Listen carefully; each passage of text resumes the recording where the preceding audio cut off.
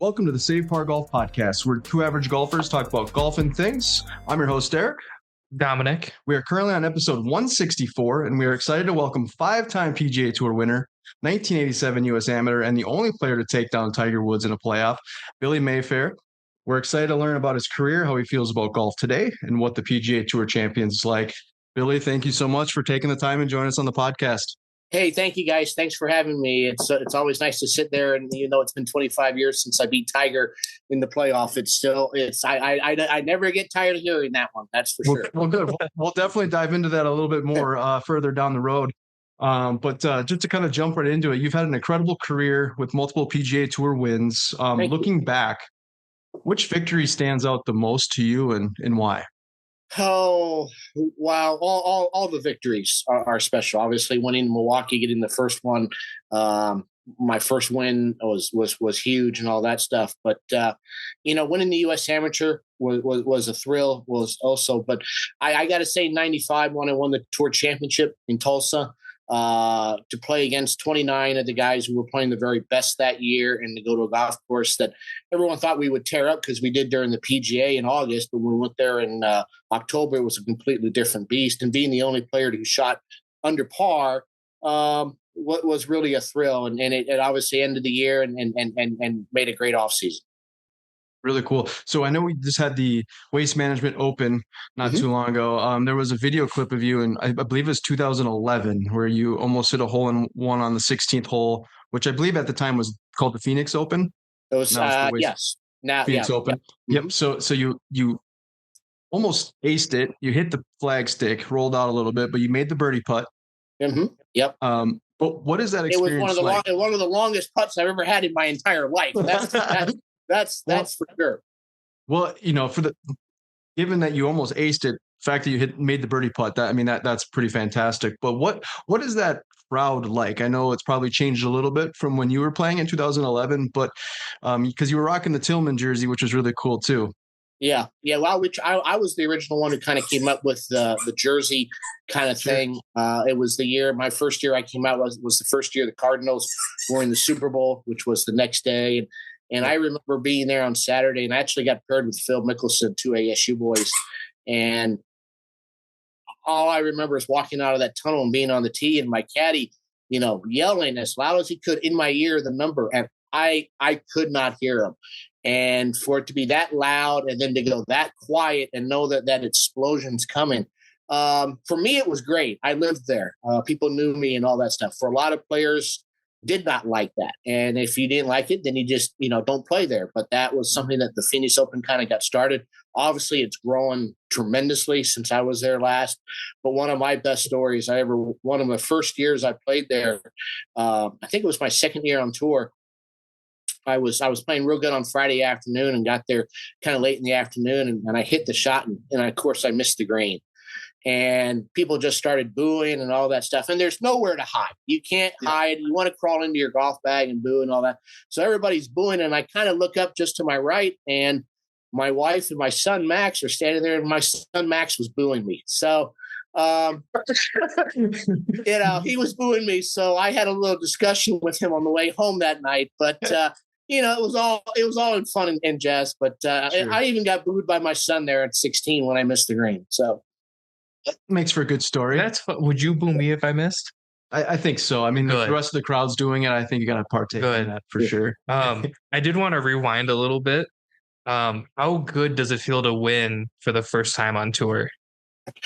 Well, for me, playing as well as I, having the amateur career that I did and winning the amateur and being expected to play well out there. And I didn't play. I played well my first year on the PGA Tour and kept my card, which I think everybody, that's all you wanted to do. And had a good 1990, had a good season and all that. But, had it not won. And I had a couple runner-ups, had lost in the playoff here and there. And it was just, I needed to get that monkey off my back and all that. And finally, when I won in Milwaukee, where I lost the year before in a playoff, to go back there and win there, and then to chip in on the last hole and to win the tournament was huge. But the first win for me was huge because it got the monkey off my back, and I could enjoy myself out there. I didn't have to worry about comments and all that stuff, and I just could go out and play again.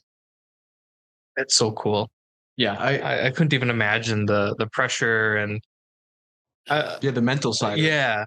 Well, it was here, I'll tell you a funny story about that. 1992, it was a playoff between Mark Kalkovecki and I in the Greater Milwaukee Open, and my parents were watching here in Phoenix. And at that time, we were on the third hole of the playoff, and ABC went off the air. They went to their nightly news. And today, you'd go to Golf Channel or you go some other, but they just went completely off the air. Okay. And my mom and dad are sitting at home and they don't know what's going on. And finally, someone called and had heard that I had chipped in and won all that stuff. So that just tells you how different, the times have gotten and all that. Sure. But, my parents, were sitting there. They didn't know, not until someone finally called and said, "Hey, you won," So that was a little bit different. That's awesome. So to kind of continue to rewind the clock back a little bit more. So you're 1987 U.S. Amateur. Growing up, were you a multi-athlete? I mean, when did you know that you were going to be a professional golfer and, be on the tour for many years to come? Well, I enjoyed playing golf. It was something that I could do, as we'll get into later with my autistic diagnosis and all that. Yeah. But I love practicing. I love going out, being by myself for hours out here in Phoenix in the desert and playing all I wanted. I used to do a lot of swimming. I was a very good swimmer. And it was always tough because we'd have swimming meets on Monday and golf tournaments on Tuesday. And they kind of clashed with each other and all that. And all I remember the decision was when I swam, I got ribbons. Were nice. But if I won a golf tournament, I got a trophy. And I think that was probably the biggest factor of saying, hey, you know what? I like this golf a whole lot better than the swimming stuff. So, and I played, like I said, I played a lot of junior golf. I was at Arizona State. And I think probably my sophomore, junior year in college, when I started winning tournaments, I started looking at, maybe playing on the PGA Tour and making this as a career. Okay. So we're here in the Midwest, right? We're in Minnesota. Our window for golf is very minimal, or it's a very small window, right? So, but I played golf in Arizona multiple times. One of which I made the mistake of playing back, and it was in August. It was very cheap, which now I realize why it was so cheap to play golf out there at the time, right?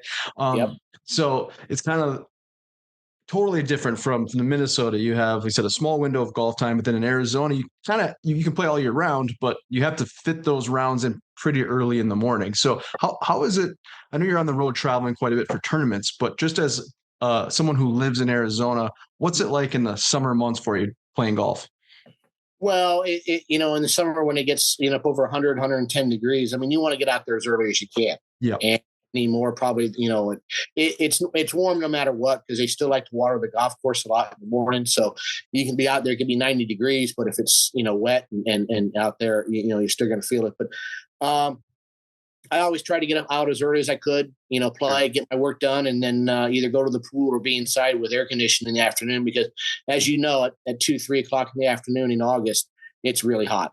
It was very hot. It was every course that we played, though, they were set up so nicely where they had beverage carts with ice and water almost like every 2 to 3 holes, just because it was, like I said, it was like 118 degrees. We made that mistake. That was like one of the first times I went out and played golf in Arizona, and learned my lesson not to play in the afternoon in August. That's for sure. It can be hard, and no matter how much water you drink, you will not pee. So, well, and that was well. So you talk about, before I experienced that, it was like Minnesota, you have a lot of humidity, right? Well, in Arizona, it's dry heat, and that would be the conversation. I'm like, after experiencing that, dry heat is still very hot at 118 degrees. That's for sure. Yeah.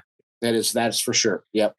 So we had mentioned that, like I said, we want to talk about multiple things, but you are the only player to have defeated Tiger Woods in a playoff on the PGA Tour. Can you walk us through that memorable 1998 Nissan Open? Well, absolutely. We did not play that year in 1998. We did not play Riviera Country Club. Riviera was the host of the PGA Championship in August, so the club didn't want to have 2 tournaments in the same year there. So we played a golf course just outside of California called Valencia Country Club, and we really didn't know all that much about it. The week before that, we were in Tucson, and I was playing really good that week, and came to the last hole, two shots out of the lead, and hit a good drive right in the middle of the fairway and hit an 8-iron right over the top of the flag and thought I was going to do, and it buried in the back bunker, and I ended up making double. And I went from finishing tied from third to about 12th. And, it was a long drive all the way back to Phoenix. And I'm not going to go play LA. I'm tired. I'm frustrated. And my parents and friends talked to me, say, hey, you're playing real good. Go over there. It's a new golf course and see what you do and all that. And, I didn't get over there till Wednesday, right before the Pro-Am, played one Pro-Am round. And it was kind of like lightning was in a bottle. I played real good the first 2 days. I think I had a 6-shot lead after 2 days, and just kind of held on the weekend. And I knew Tiger had grown up in that area. And in fact, I think he grew up real close there to Six Flags. But, Tiger still wasn't Tiger like he is today and all that. But, I just wanted to win a golf tournament. And I had to birdie the last hole on Sunday to tie him and get into playoffs. And I hit a good wedge shot in and made about a 10-footer to send it to a playoff. And, of course, everyone, hey, it's a par 5. Tiger Woods has got the length. He's going to win and all that stuff. But I knew if I could get by the par 5 first hole, I could maybe have a good chance and all that. And fortunately, he missed the fairway. Way pretty far right, so he couldn't go 42, and so we both had wedge shots into the green, and so I kind of felt that he was kind of playing my game, and I hit a good wedge shot in there, almost to the same spot that I was in regulation, and he hit his about 20 feet away, and I can still remember how much he walked around that cup, and he walked around here, and he walked around here, and he missed his putt, and of course he got on the ground and all the I'm just saying, okay, let's go. I'm ready to go. Let's go.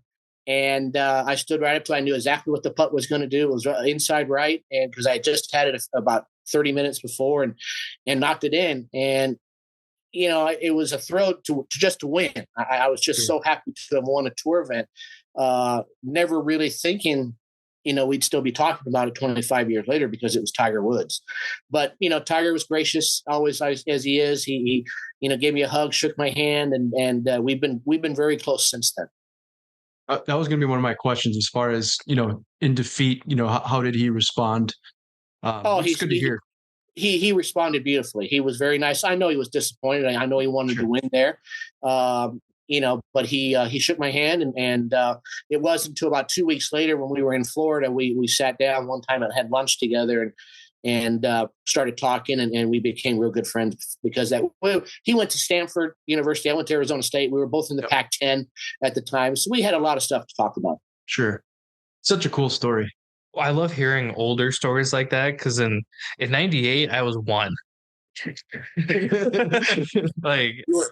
Yeah. I was 1. I was a baby. You're just a little baby. Yeah. You were a little baby. Okay. Yeah. So I don't get to experience a lot of like the Tiger stuff that everybody else experienced, right? Like obviously Derek grew up with Tiger.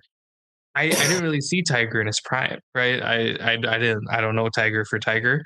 So it's always really cool when people come on and they're like, hey, in 1998, I whooped Tiger's ass in the playoff. Like I don't something about that. Like for me, I always think that's really cool just because I didn't get to experience it, but hearing you talk about it, it feels like I was there behind the ropes, kind of, watching the guys hit wedges onto the green. Well, it was. I watched the tape of it quite a bit, and obviously the fans were cheering for Tiger because he lived there. He was right down the street, and I understand that. I guess I really never realized the importance of it and all that was until the next week at Doral, and I come out of my hotel. I'm staying there on property, and I've got TV cameras in the hallway looking for me, really? Running me down. I go to the range and I got media everywhere and they're talking to me and all that. And I go, this is a lot different than from my last win. That's for sure. So, it was definitely a hyped up event, and I'm glad because, like I said, I'm real proud of that stat. Very cool. Yeah, no, it's a really, really cool story, and we really appreciate you sharing that. Absolutely. So the following week when the cameras were around looking for you, does that add any pressure for you going into the next round, or were you just like, hey, there's cameras here that are looking for me now? I honestly, I had just won. I didn't care. I was just happy that you won. I won and I was on cloud nine. In fact, I finished second that week at Doral. I played real well there. I was on a high. I was on a roll. I was enjoying it. I had won. I had given myself naturally a 3-year exemption because of the win, and then 2 more years on the tour. I got off to a great start to the year. So I was as high as a kite. I was thrilled. Yeah, I could imagine. That's for sure. So you've played in all major championships, right? You've played in the Masters, PGA Championship, U.S. Open, in the Open.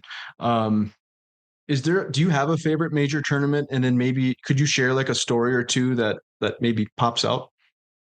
Well, I would the first major I win is going to be obviously my favorite, and all that. I was very disappointed. I finished. I think it was tied for third at the British Open the year Duval won there at World Lytham. But one of my best majors, when I won the U.S. Amateur the next year in '88, I got to play in the Masters. In the first round, I got to play with Larry Mize. Oh, yep. He was the defending champion at the time. And I remember going around that morning there, and there they take such good care of the amateurs. My name was actually on the top of the leaderboard when I got on property. So just to see my name on the top of that leaderboard was really a thrill. And poor Larry and I, we had a tough day. I think we were both kind of nervous, but we got through it. But the best part of my story is that in those days, we didn't have a cell phone. We had to call the clubhouse to get our next day's tee time. They repaired you every day. There wasn't as big of a field and all that. So I had to call Augusta National on Thursday night to get my tee time for Friday. And I called the club and I said, well, I'm Billy Mayfair. I shot 77 and all that. Oh, Mr. Mayfair, you're at 10:30 tomorrow with Mr. Palmer. Oh, wow. And I stood there, and my dad was kind of in the kitchen there looking at me, and he goes, what's wrong? And all that. I'm just kind of standing there, and he goes, who are you playing with? And I said, Arnold Palmer and I. And wow. That was a huge thrill. And like I said again, it was a wonderful day. Arnold was great to me. I never seen a guy grind so hard in my life when he didn't have to. We weren't going to make the cut. Every shot counted to him. But on 18, I wanted to make sure that I gave Arnold his spotlight so he could walk up 18 because we were both going to miss the cut. So I hit my shot, and I kind of got off to the side there a little bit to let him walk up 18 in the crowd. And he looked around, and he saw me over there, and he gestured to me and pulled me over and put his arm around me, and we walked up 18 together. And on Friday afternoon. So that was a thrill and a memory I'll never forget. That is very cool. From a fan perspective, crazy. That is very cool. Like thinking about it, like because I don't know why people don't view Arnold as like one of the greatest, right? Like I feel like everyone's like, oh, it's Tiger, it's Jack, it's I feel like some people will view him there, but yeah, it's always been like Jack and Tiger. Every time I hear a story about Arnold Palmer, it's always just like it's almost magical. It's a great story in a sense where he's like, hey, come here, share the spotlight with me, or whenever or somebody like family related is on TV, it's nothing but like almost like magical stories like that. I feel like he doesn't get the flowers he deserves, even though he's got a whole like event named after him. Yeah. Well, you got to remember too that if Arnold did not do what he did or was out there, the PGA Tour and Jack and Tiger, Phil Mickelson, myself would probably not have the job that I did. Arnold had to take the tour to the next level. For sure. And all that. And that's why I think right now, even with the tour and the turmoil that's going on with the tour, if Arnold was with us still, this wouldn't be happening. So that's how influenced he was. That's how he helped the game tremendously. Not only was he a great player, he made golf cool, and he did. He was out there. He went for everything. He had the cigarette in his hand and he was going for everything and people loved it. And, I'm fortunate to play and do what I do today, mostly because of Arnold Palmer. Yes. Very cool. So just to kind of talk about this, you had mentioned earlier, so you were diagnosed with autism spectrum disorder in 2019, I believe. You went public with the diagnosis in 2021, if I'm not mistaken. So you raise awareness and encourage others to seek help. Can you share that story and so we can kind of shed light on that? Well, the credit goes to my wife, Tammy.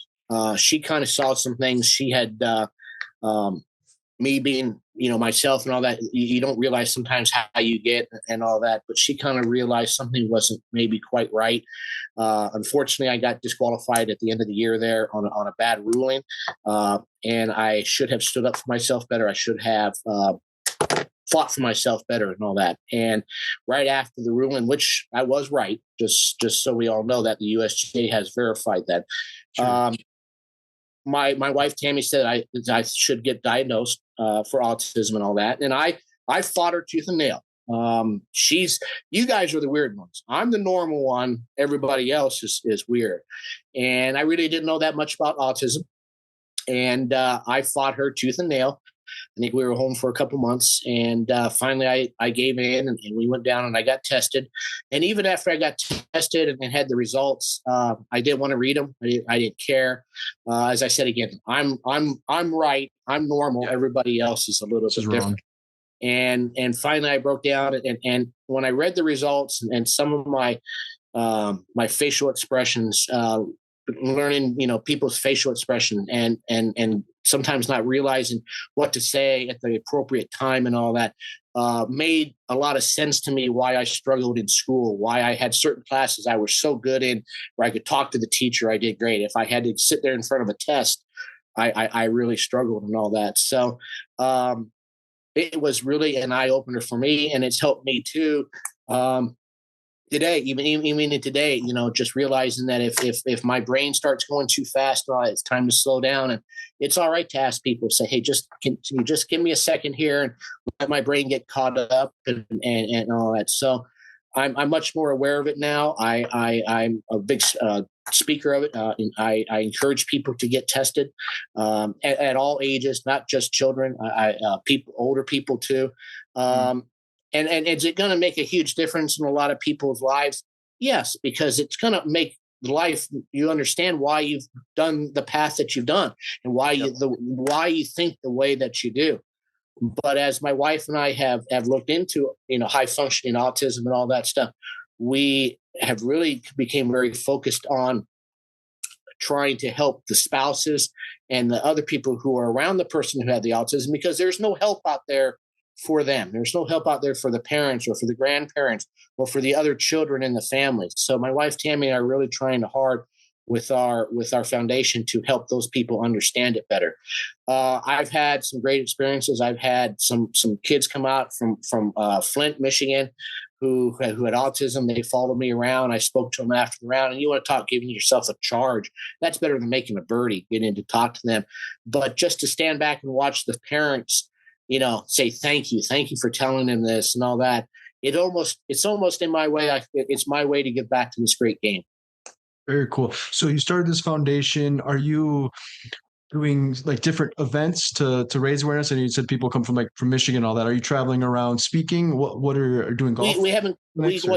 We haven't quite got that out. We try to send the word out because of you guys like there with your great podcasts and all that. We're trying to put the word out, make awareness and all that. And I've spoken at a few golf clubs and all that. But we're growing. We're still trying to get this built up, and it's sure. When you're still trying to play a little bit and trying to do that, it takes some time. So, but people have been wonderful. I get some wonderful letters, some wonderful notes. And when you hear people say that, or, just gives you that little boost and wants to make you keep on doing it. Awesome. So when we'll release this podcast on this Friday. But if you have a link, let us know. I'm happy to share it on my profile on the Save Par page, and I can link it in the bio. Raise awareness. So if you have a website link, we can share that for you as well. BillyMayfair.org right now is probably Okay, cool. Best. And I appreciate that. And like I said, we're in the beginning stages and all that, but there are so many people out there now that I've met that autism is something that's really affecting a lot of people.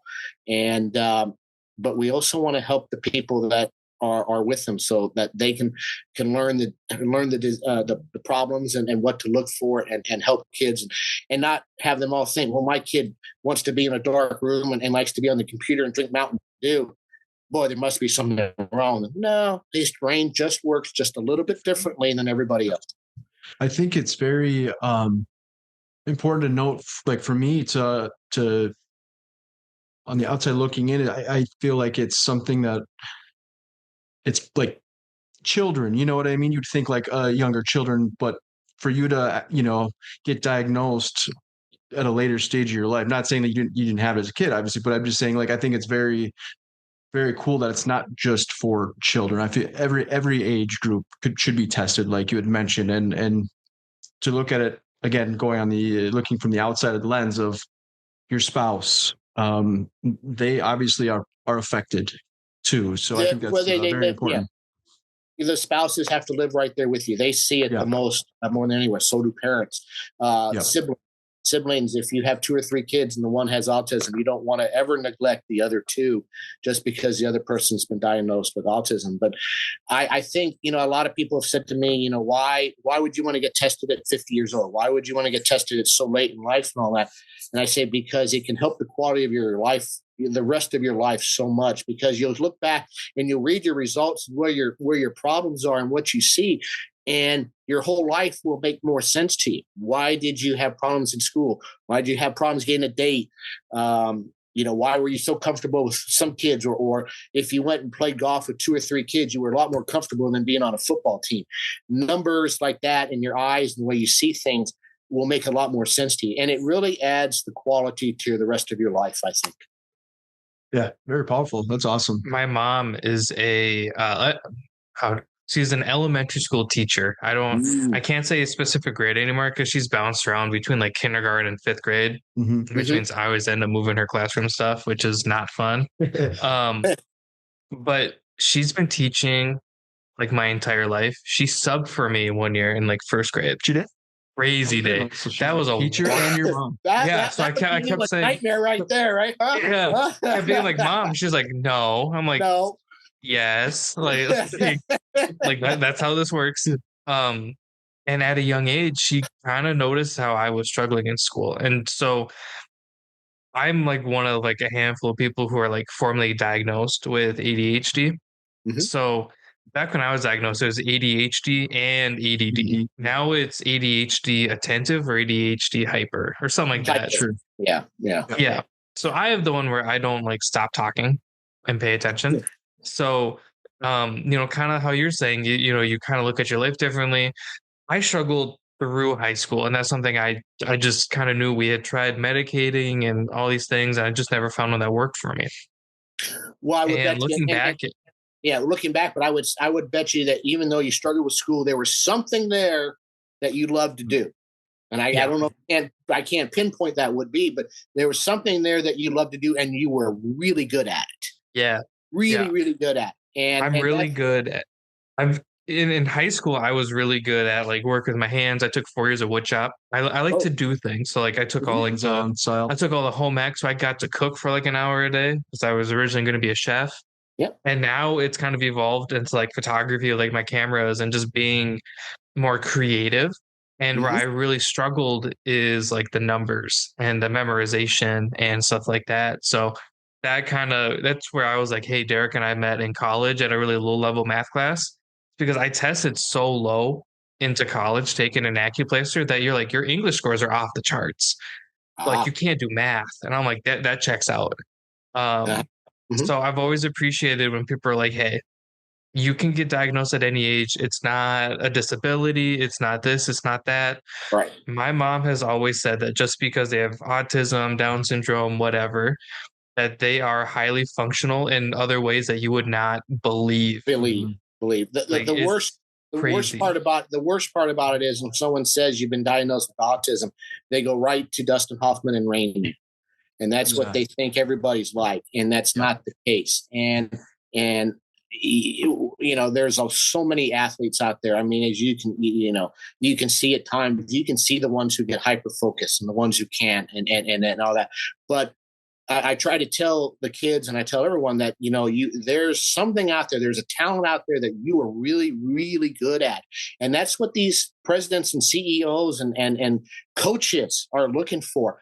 God bless your mom too, because I'm sure that she has seen such a difference in the times. I mean, 10 years ago, or when you were probably a young kid, no one knew what this was. They probably just pushed you aside and said, well, best of luck to you. Teachers now are becoming more aware of things. They're trying to help. They understand it better. And they know that, okay, just because Tommy over here may be a little bit autistic, we can still work with him and save him. And he's just not pushed off to the side like a lot of kids were before. Sure. It's going to be part of breaking that barrier too, right? Because I feel like that's kind of the issue. People aren't getting maybe tested. There's an unfortunate stigma exactly with it, where it's like, it's like, oh, your brain your son is, and it's like, and it's like, no, your son could still be super high functioning and be brilliant. Like you were saying earlier, it's when your buddy's kids struggles to speak, but genius with instruments. Yeah, like he can still speak, but he's just like an incredible. You can play musician exactly, and I can't do that. It's just like you guys said. Your friend's a musician. You love photography. That stuff. You go. I'd love to go out and hit golf balls. That was my super hyper focus. That was my blessing for this, because I can go out to a golf course and hit balls for hours and be out there by myself for hours and be fine. You can go off and take pictures and work with your hands when you do all your woodworkings, you're doing that by yourself. That's what we love to do. We love to do things at our own speed, at our own rate, and be by ourselves, and we can do anything we want. That's for sure. I think it freaks my parents out, because I'm like, hey, I'm going to go take pictures, and I'm gone all day. They're like, what'd you do? I'm like, I took pictures. They're like, where? I'm like, I don't know. All day? All day. Yeah. I don't know how active you are on like social media, TikTok or anything, but there is one guy, his name's Landon Ashworth. He is autistic, and basically his gift is that he was incredibly smart and can recreate things. Wow. So he's trained himself to recreate his golf swing over and over and over. Yeah. So every golf ball he hits is incredibly consistent, to the point where he can tell you almost exactly how far it's going to go every time. Yeah. And he's so good with numbers that I think he was like an astrophysicist for a little bit. Because I think some of the stuff he'll say, like the autistic golfer, I think he'll put his like a title in some of the videos, and it's incredible.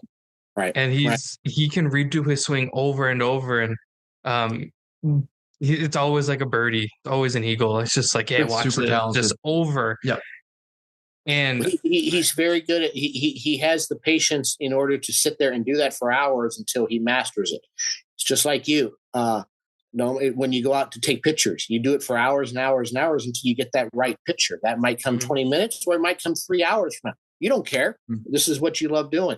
It's the same thing with golf for me, because I'm able to hyper focus, and I come home a lot. I mean, even today, came back from hitting some balls today, and I'm laying here and I'm thinking about my golf swing and what I want to do. I mean, that hamster just won't stop running sometimes in our brain. And I think the biggest thing I tell people to do is to caffeine is great for kids who have autism. Let us have the Red Bull, the Mountain Dew, the coffee, and all that. We will be sound asleep. Caffeine actually calms our brains more. Yeah. And it don't mean we can get up in the morning and have a jolt, which like most people do, but caffeine actually calms our brain. And I've done that many times, and I'm sure you have too. Sure. Interesting. I've never tried it. I'm a huge coffee fan. But ever since I can remember, I know caffeine doesn't really affect me a whole lot. It's just kind of there. I use edibles to sleep at night. It's like I'll take like a weed gummy. Out. Like a half hour, 45 minutes in, I'm starting to feel like I'm like a bag going through the wind, just like, yeah. And then I'm out, and then I wake up the next morning and I feel relaxed. It's like that's worked for me. I'm that golf ball flying through the air. Get over the water. Get over the water. Yeah, Come on, that's me. That's me. That'll be me in bed tonight. I'm just floating around. But like that's what helps me sleep, because like my brain constantly move. There's always something for me to think about. Yeah. It's always something to think about. And I try to tell, and as you know, and that's great. That's wonderful. That's not a handicap. That's not something to be ashamed of. It's not something to be bad of. It's just the way that your brain works. And for me to take caffeine or for you to take your gummy helps you sleep. That's the way we do it. Other people, neurotypical people, do their funny things too. That's for sure. Sure. So you have the foundation. What are some of the things that you suggest doing? Is there like a specific doctor or a place that you as far as somebody to get tested? Like, what do you suggest? Most people who I try to suggest to go get tested, you want a neurotypical psychologist, neuropsychologist, excuse me, neuropsychologist. The ones that kind of deal a lot more with the autistic ways and to get the tests done and all that stuff. And you try to find the best one that you can. I think they're popping up more and more, and people are learning more and more as we go along. But we're still, far down the rabbit hole, and we got a lot of work to do. So we're talking about this, obviously golf, mental toughness is crucial in golf, right? We've had some different authors on the podcast that talked about mental golf and how important it is. So my lack of mental golf. Yeah. But so now you developed this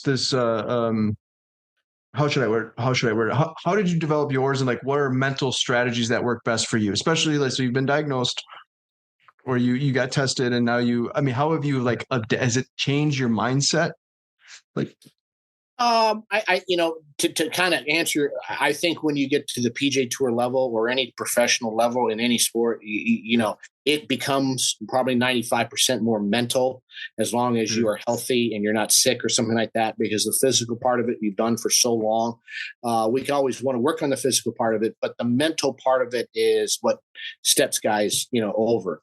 I think Tiger, Jack, obviously the pros, even Tom Brady, I go back to guys that you think from other sports, that mental part of it is there, but it's something that I did, reading notes at night, staying in the moment, not getting ahead of myself, not looking at scoreboards. I did a lot of that before I was diagnosed with autism. That's just how I prepared to go out and play the round. There are days I don't see anyone. You guys could come up to me at the tournament and I would be oblivious. There's other days I see everything and hear everything. That's just the way things go. But even before I was diagnosed with autism, I worked a lot mentally the night before. Previous weeks, I've lost some tournaments because I let my brain look at the scoreboard, get away from what my goal was.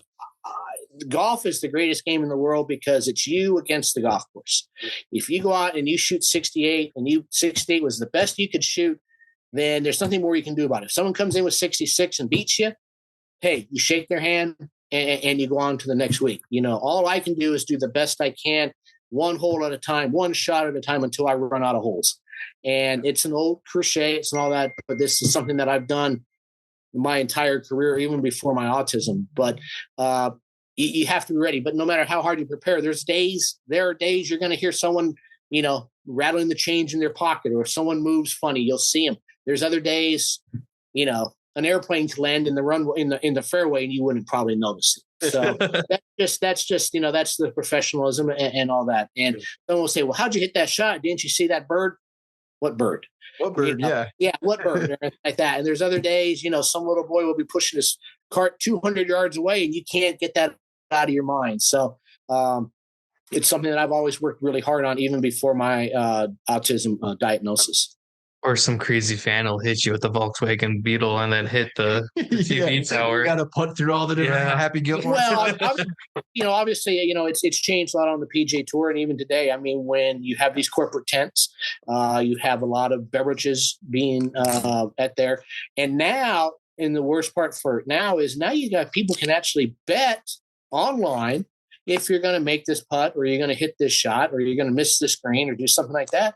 So there are times, I haven't been out. That wasn't the big problem when I was on the PGA Tour. It was more probably people drinking a lot and all that. But I've heard guys, yelling at guys, well, I bet on you to hit the green and you missed it, you son of, and that's not fair to the player, and that's not what it's supposed to be like. But it's just another one of those challenges that we have out there on the tour.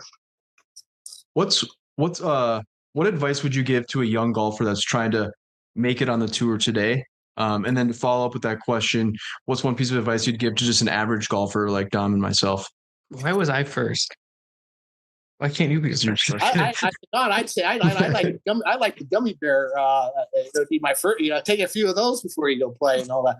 But for a young for a young person coming out, I've talked to a lot of kids and all that. I still think, to me, I'm old school. I still think until you get old enough, because if you are professional, all that. But I think it's important to work on your short game, to putt and to chip, especially for kids that are in high school or in college. Their body has not fully developed yet. Some of these kids swing at it so hard, so young. I just don't see how their body can last an entire career. When I was a kid, we didn't swing that hard. We weren't trying to hit it 500 yards. We were trying to hit the fairways and hit greens and all that. But I try to really emphasize again to save your to bring your golf scores down to work on your short game, but also to save your body. The more you can chip and putt, that's a lot less harder on your body than it is to stand there and hit drivers. And unfortunately, kids today want to hit drivers. I don't blame them. You go a long way. They're exciting, but that's not where you're going to make the money. And it goes back to the old saying, you drive for show and you putt for the dough, and that's that. But I think you really have to look at a person in their body, in their development, and all that. You want to be sure that you're fully developed and ready to go until you start trying, when you're starting to swing at it 130 miles per hour. We all have to remember, listen, Tiger's been hurt his entire career. I can remember when he won Las Vegas, his first event. The next week we were in San Antonio together, and we went into the restroom together, and he was all bandaged up, and he tore his groin. He tore his muscle from his groin. Wow. 23 years old. I mean, the boys, that's swinging at it awfully, awfully hard. And, he's kind of paying the price for it now because his body's just, for the years. So I try to tell guys, there's nothing wrong with trying to hit it hard and all that, but just be sure that your body's in condition. Be sure that your body has developed enough before you really start going at it, because you just don't want injuries your whole life. Like I said, if you're injured, you can't beat anybody. You got to be healthy. You got to be 100% out there on the tour or anywhere. If you want to beat someone, if you're hurting, you may get away with it for a day or two, but it will catch up to you. So, and again, it's almost the same advice I say to average golfers, spend more time on the putting green, on the chipping green, and hitting shots in from 125 to 130 yards on end. You go to a golf course sometime and look, and you'll see the range is packed, and they all got drivers. The first club they pull out of the bag is that driver, and they go. And then you look at the putting green or the chipping green, there's nobody there. And like I said, I have no problems with guys going out there hitting a few drivers and all that. But I try to tell guys, if you can, for average golfer, if you want to bring your scores down a lot, get a lot better from 125 yards on end, and you'll be amazed. I mean, someone hits a real good drive out there, they're 125 yards from the green. Most of the amateurs I play with in the proms are making sevens. 6s, 7s. They're already drove it, but they can't play from 125 yards on in. Think about if you hit it on the green, even if you 3-putt, you make 5. You've already taken 2 shots off the score. It's true. Huge difference. And that's how you knock strokes off. It isn't by hitting the ball another 10 yards. Let's make that. And listen, I understand everybody wants to go out and hit it far, and it's great and it's a lot of fun. But if you're sitting there and you want to say, I want to take numbers off my score, work really hard from 125 yards on in. So I'm glad you brought up the short game. I actually got a text from one of our friends. We call him Beard. His name is Chris. Yeah. His name is Beard because he's got a nice beard. He's got a beard. Beard is one of those like golf nerds that everybody loves to just talk about golf with. Yeah, he knows his stuff. I was like, hey, we have 5-time tour champion on the pod tonight. And he's like, cool, which guy? I'm like, I'll give you a hint. Beat Tiger in 1998 in Nissan. He goes, Billy Mayfair, too easy. And then this is after you told us the story about it not being Riviera. The next text is then, it was at Valencia Country Club, not Riviera. That tourney turned into Genesis, that Ludwig one this year. And then he goes, he had one of the most bizarre but also deadly lethal putting strokes. Billy is an OG. So this is an exact conversation. It's an exact conversation. So I love that you're good at short game, because you have fans that apparently know you're just lethal with that putter. So well, I've had when I first came on tour, I had kind of an unusual putting stroke. I used to kind of cut the ball a lot. And to my eyes, and maybe this was some of even the autism at the time that I wasn't aware of, my eyes looked at things differently. I could see targets. My eyes were able to focus in, and the way I got that ball to go to that target sometimes was in different ways. And I used to cut a lot of putts. And to me, I wasn't cutting it. To me, it was straight back and straight through. But if you got it on film or something like that, you could see a little bit of a cut. Now, when I got on tour and the greens got a little bit faster and the nerves were a little bit more, that cut got more and more. And I remember Gary McCord used to call it the rockabilly stroke. But I always loved it because, you know what? If they were talking about it, I was playing good. That's right. If you're playing bad, they're not going to talk about anything. So my putting stroke kind of became the word and out there a little bit. When I won the Buick, I was really cutting a lot of putts and all that, but cutting putts or not, I still won the tournament. So I guess that's the best thing. And it just tells you there's a lot of ways to get the ball in the hole, and everybody sees things differently. And that's the other advice I give to a lot of people. Your most powerful tool is your eyes, because your eyes are the only thing that is touching your brain. And you see things and you want to hyper focus on things. Use your eyes.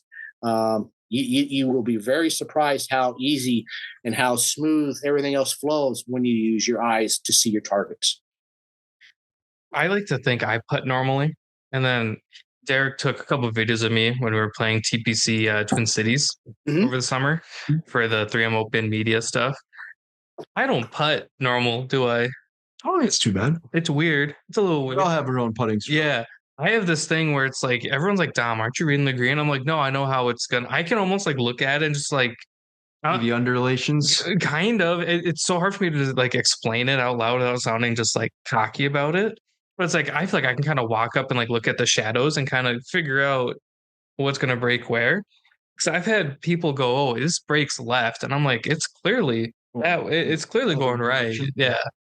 Well, let's go back to the autistic look at it. You love to take pictures. Your eyes see pictures and the way they are when you look through that camera that no one else is going to see.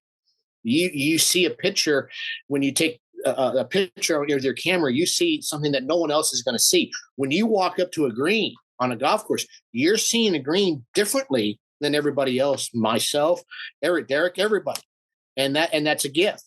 And how you use that gift. But, again, that's that autistic way.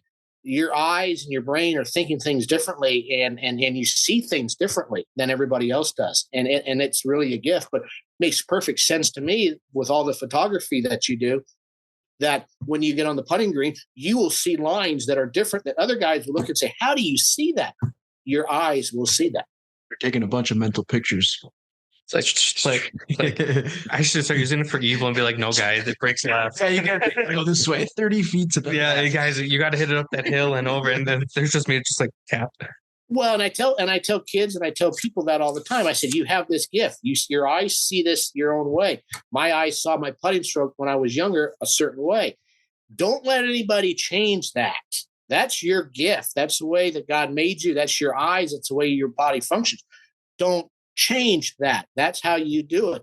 You get someone out there, a teacher, well, you're doing this all wrong. And he'll try to teach you, but he doesn't understand, your eyes and the way they work, if you have autism or not, or anything like that.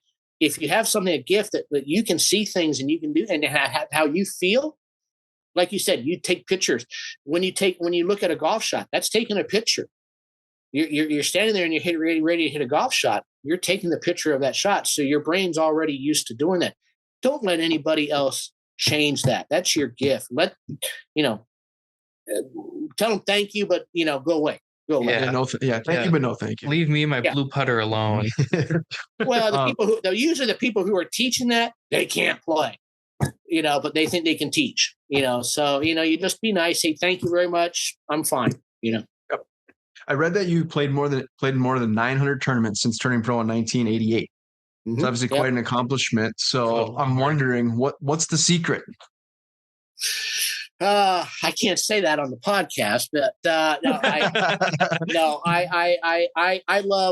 love what I do. I love playing tournaments. I love getting prepared for tournaments. This is my 36th year of playing on both the PGA Tour and on the Champions Tour, and I've won a lot of money. I've won tournaments. I've gotten to beat great players, got to play with great players and all that. It's still getting to tee it up on Thursday. Everybody's equal. No matter how you did last week, no matter what, how you've had the year or what you did last week, you all start equal again.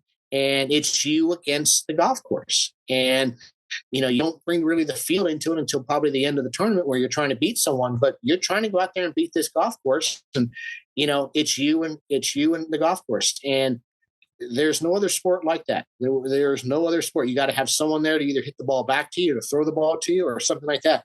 Golf is the most unique sport. And that's why I really encourage a lot of people to go out and enjoy themselves. It's a very humbling sport. I will say I'm like a 10 handicap. I think the best round I've ever shot was a 75. And I've shot a few times in the 70s, right? But it's funny. I'll just have a perfect round, in my eyes, perfect round.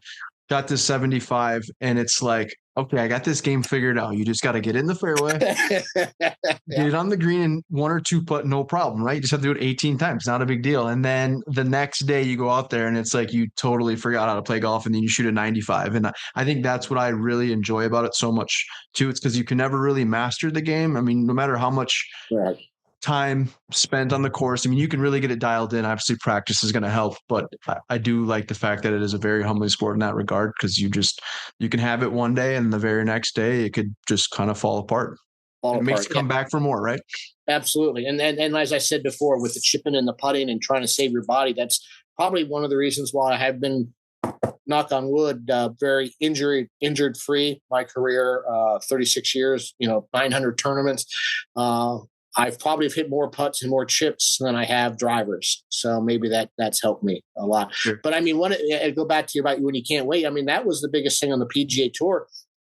If you had a late tee time on Thursday and you played well, you were back early the next morning and you had 12 hours. I mean, you could not wait to get home, eat, let's sleep, and let's get right back out there because you're good, you're grooved, you're ready to go.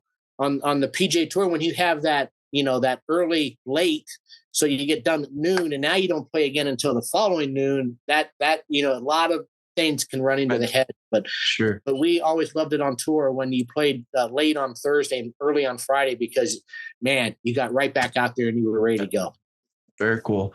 We were just going to ask you a few rapid fire questions, nothing too crazy. Is there anything that you might want to add or mention before we go through those questions? There's just a few questions for you, and then we can wrap things up. No, I think I'm good, guys. Thank you so much. No. Yeah, we really enjoyed your time. Very nice to meet you. So hopefully we can have you on again down the road here. But the first question I'm going to ask you is favorite course that you've ever played? Pine Valley in New Jersey is probably one of my ones. Yeah. St. Andrews is right there and all that, but Pine Valley is the one that always kind of comes to my head right away. Interesting. I have to Google that one. I don't think I've ever heard of it. Yeah. It's in New Jersey. It's built on a sand dunes, and it will eat your lunch. Eat you. Yeah. Maybe now that I'm a little bit older, maybe that shouldn't be my favorite one, but I always enjoyed there. Yes. I'll take your word for it. I don't want to get eaten alive. Yeah. Although Maddie's in New Jersey. For a while, I don't want to either. I don't want to either anymore. So. Who's your most memorable playing partner? It's a story like again with Arnold. I've been very blessed in my life that I've got to play a competitive golf round with both Arnold and with Jack. Before obviously Arnold's passing and Jack before he retired and all that, to get to play with two of the greatest players in the world. And I've played a lot with Tiger, and he'll be right there with them. But not only to get to play with Arnold in the Masters, and then I got to play with Jack at the Memorial during a round. To get to play with the guys you grew up idolizing and all that, and to be right there with them is a thrill. So when you guys are playing, I'm sure every player is different, but are you guys having any conversations? Is it pretty real basic and just kind of just playing golf, or is there some players that are more talkative than others? Absolutely. There's some guys out there who will talk the whole round, and there's others who won't say a word. And then you get them off the 18th green and they won't shut up. And we all know it. We all know that if we're playing with this guy or this guy, we know that he's going to be quiet. He may talk to his caddy, but he won't say much. We know this guy will talk a lot. If you're in the mood to talk, you talk to him. If you don't, you walk on the other side of the fairway. So we've been out here. Most of these guys I've played with on the Champions Tour. I played college golf with, high school golf with. So I've been around in my whole life. So you pretty much, how they're going to be, before you tee off. Sure. Okay. What's one piece of gear or ritual you've never teed off without? So for me, like I'd have to obviously have my chapstick. I was going to say your damn chapstick. If I don't have my chapstick, we're going to have problems. Listen, one year for Christmas, I bought him a big case of Burt's Bees chapstick. Because I'm like, you keep losing it. It's so here, take this. It's so weird. Like if I buy one, I swear, like I'll lose that one right away, and it's like I have to buy a second one, and then I'll finish that whole thing. It's so bizarre, but I don't know. That's why I bought him a case. I don't know if I can say this every time I play it. I know in every tournament I like to carry 3 pennies. 3 pennies? 3 pennies in my pocket. And so now I gotta start hoarding pennies. So since we're gonna no longer pennies aren't gonna be made anymore, I've got to kind of keep that. But I always like to have 3 pennies in my bag. I know that you don't ever want to have a nickel. If you play with Jack, you don't ever want to have a nickel in your bag because he does not like nickels.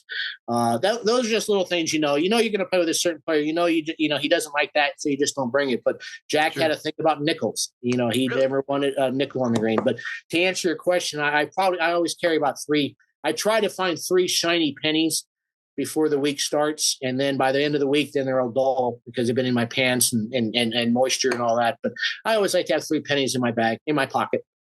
Okay.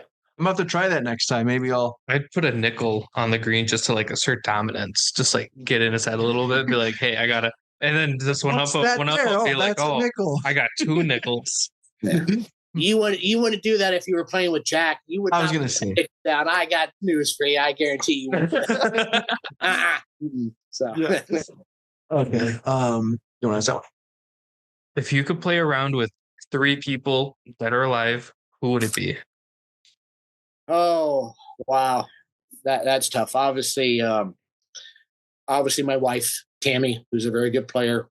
She went to Arizona State. She won 2 NCAA championships. She played in Europe. She's a very good player. I love playing with her. I got to play with her this morning. So I love to play with her. I love to play with Donald Trump. I've met President Trump. I have not got to play with him.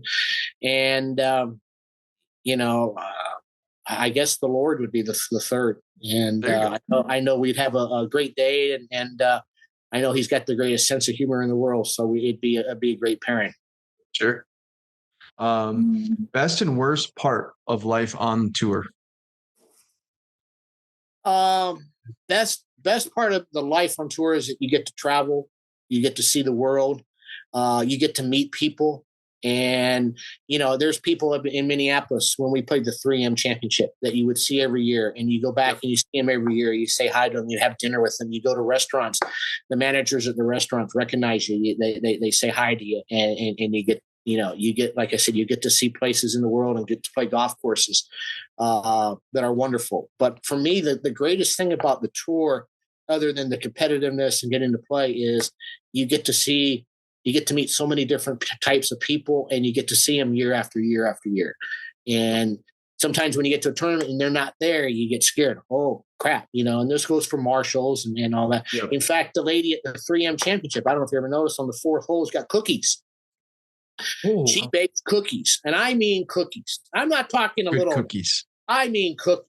Well, clearly they were good enough for you to be mentioning it on the podcast here. And that's just something, when you went back to 3M on the 4th hole, the lady there with the cookies were going to be there. And when they canceled that tournament for us, we were all mad because we wanted the cookies. So it's just those type of relationships that you meet with people. The worst part, it goes back to the same as the travel. At the airports, carrying the luggage, dealing with delays, flight delays, that type of stuff. I know a lot of guys on the big tour can fly private.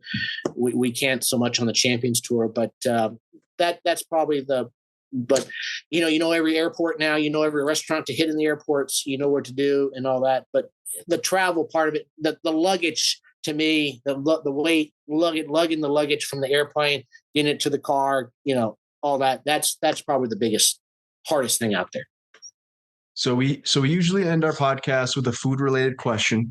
You mentioned restaurants. So hypothetically speaking, if we were to come out and visit you out in Arizona, where would we go? What restaurant would you take us to?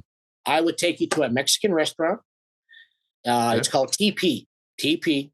TED. TP. It's been around. It's been there longer than I have. It's a hole in the wall. It's got the greatest refried beans, the greatest food. You just, it's real Mexican and very authentic. So TP's it would be my thing here because my wife and I both love Mexican food. Sure. Yeah. I would agree with you. I just love beans. I think hole in the wall places too, like you mentioned, are always kind of the best places too. They're always the best places. And like I said, this one's been there. Like I said, I grew up 2 blocks away from it. So I was kind of born and raised on it, but it was there before I was born. So I'm 50.